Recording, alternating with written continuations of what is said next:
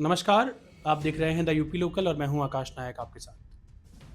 सबसे पहले आप सभी को रंगों के त्योहार होली की यूपी लोकल की पूरी टीम की तरफ से हार्दिक शुभकामनाएं। होली को लेके आम जनमानस में बड़ा भ्रम है कि होली 3 तारीख को है या 4 तारीख को। तो इस भ्रम को मिटाने के लिए हमारे साथ ज्योतिषाचार्य पंडित जयप्रकाश पटसारिया जुड़ रहे हैं। होली को लेके जितने सारे सवाल हैं वो सब हम इनसे पूछेंगे। पंडित जी, स्वागत है आपका। जी बहुत बहुत धन्यवाद। सबसे पहले तो आप द यूपी लोकल चैनल के समस्त परिवार के सहित पूरे भारतवासियों को होली की बहुत बहुत शुभकामनाएं। जो भ्रम की स्थिति बनी हुई है कि होलिका दहन कब किया जाए, तो होली हम 2 दिन मनाते हैं। पहले दिन होली दहन करते हैं, जो कि होली दहन का ये महत्व होता है कि जो हमारे क्रोध, द्वेष, भावना और जो ईर्ष्या है, सबसे पहले इसको हम होली रूपी अग्नि में दहन करते हैं। इसके बाद दूसरे दिन हम रंग उत्सव मनाते हैं। रंग उत्सव मनाने का तात्पर्य यह होता है कि जब हमारे अंदर से द्वेष भावना, क्रोध इत्यादि सब इनसे निवृत्त हो जाएं, इसके बाद आम जनमानस के लिए हम भाईचारे को देखते हुए सबको रंग लगाते हैं, और जिससे कोई छोटा बड़ा ना रहे, कोई भेदभाव ना रहे, सभी को गले लगाते हैं। ये हमारा होली का विशेष महत्व है। जैसे लोगों में भ्रम की स्थिति है कि होली 3 तारीख को मनाई जाए या फिर 4 तारीख को मनाई जाए, मतलब होली के जो रंगों का पर्व है, मतलब रंग लगाने वाली जो परंपरा है, उसको कब किया जाए। तो मतलब 3 तारीख यानी आज उसको मनाया जाए या फिर कल मनाया जाए 4 तारीख। इसमें 2 स्थिति बनती हैं। पूर्णिमा 2 दिन है, 2 तारीख को, 2 मार्च 2026 और 3 मार्च 2026 को।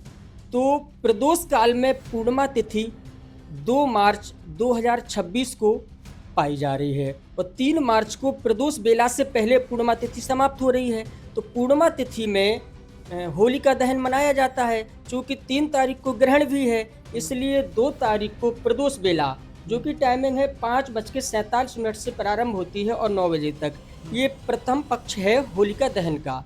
अच्छा, भद्रा दोष जो लोग मानते हैं, तो भद्रा दोष को देखते हुए भद्रा का जो मुख होता है उसमें हम लोग होली का दहन नहीं करते। तो भद्रा का मुख को देखते हुए दूसरा होली का जो मुहूर्त बन रहा है वो 1:27 से और 2:37 तक रात्रि में, ये मध्य रात्रि का दूसरा होलिका दहन का मुहूर्त बन रहा है। तो शुभ मुहूर्त में समस्त लोग होलिका दहन करें। और 3 तारीख को जो चंद्र ग्रहण पड़ रहा है, तो इसमें हम लोग होली ना मना करके 4 तारीख में रंग उत्सव होली का त्योहार मनाएंगे। एक और जो सवाल मेरे मन में आ रहा है कि अलग अलग पंचांगों में महाराज अलग अलग तारीख क्यों होती है। हमेशा हर त्योहार को लेके बड़े भ्रम की स्थिति रहती है कि आज पूर्णिमा है कि कल पूर्णिमा है, किसी पंचांग में अलग तारीख होती है, किसी में अलग तारीख होती है। ऐसा क्यों होता है? ये सारी स्थितियां सूर्योदय से बनती हैं। जो हमारे ज्योतिषी हैं, वो सूर्योदय से तिथि को मनाते हैं। तो जैसे बनारस से पंचांग निकालते हैं, कोई लोग नीमच से और दिल्ली से पंचांग निकालते हैं। तो सूर्योदय की जो टाइमिंग होती है, जैसे कि बनारस की टाइमिंग है, तो उन्होंने जो सूर्योदय का टाइम दिया है या चंद्रोदय का टाइम दिया है, तो जैसे ग्रहण की बात अगर हम आप करें, ग्रहण की टाइमिंग थोड़ा और बता दीजिए हमारे पास। ग्रहण की अगर हम आप बात करें, तो ग्रहण की स्थिति ये बन रही है 3 मार्च को जो ग्रहण लग रहा है संपूर्ण भारत में, वो 3:20 पर है। लेकिन अब उस समय चंद्रमा का उदय तो नहीं हुआ है। तो चंद्रमा का उदय हमारा है 6:20 पर चंद्रोदय है। तो 6:20 से ही ये जो चंद्र ग्रहण है, ये उदयस्त चंद्र ग्रहण है।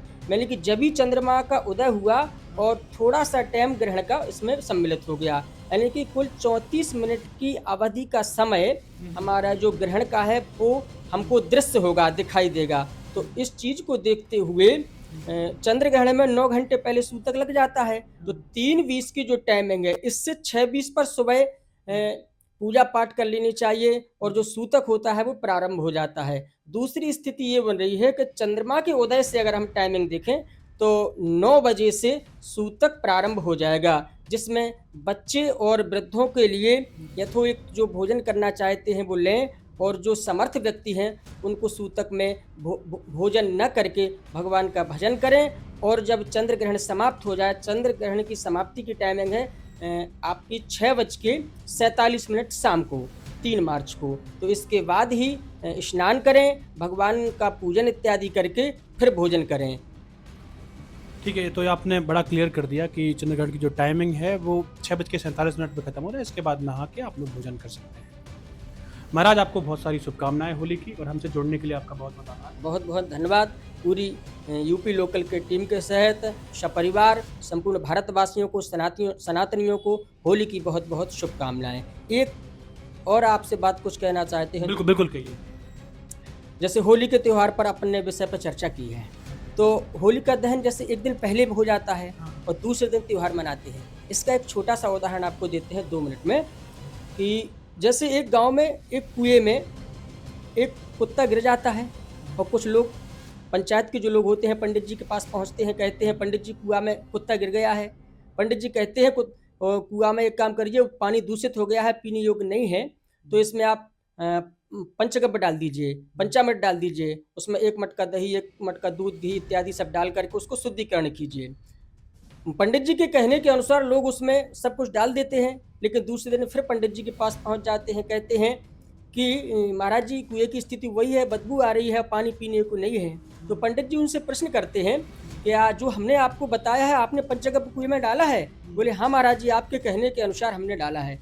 और बोले उस कुत्ते को नहीं निकाला है। तो कहने का मतलब ये है कि पहले आप कुत्ते को निकालें, इसके बाद पंचगव्य उसमें डालें, तब शुद्धिकरण होगा। तो होलिका दहन एक दिन इसलिए पहले करते हैं कि उसमें जो है आपने जो क्रोध है, द्वेष भावना है और ईर्ष्या है, इसको पहले जलाएं, पहले बुराइयों को नष्ट करें, उसके बुराइयों को नष्ट करें, इसके बाद रंगोत्सव मनाएं। हम एक दूसरे को रंग लगा करके, गले मिल करके सबको होली की शुभकामना दें, बधाई दें, जिससे जो पुरानी हमारी बुराई है, द्वेष भावना है, उसको दूर करें। ये होली का विशेष महत्व है। बड़ी अच्छी कहानी सुनाई महाराज ने कि पहले बुराइयों को नष्ट करना है, उसके बाद अच्छाइयों को प्रसारित करना है, मतलब आपस में प्रेम बांटना है।